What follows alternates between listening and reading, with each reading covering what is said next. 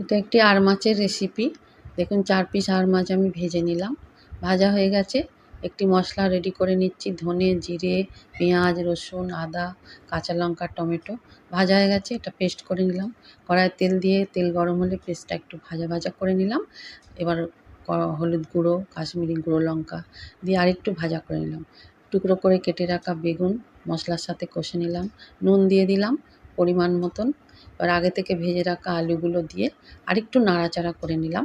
করে নিয়ে দেখুন তেল ছাড়া অবস্থায় এলে মাছগুলো দিলাম।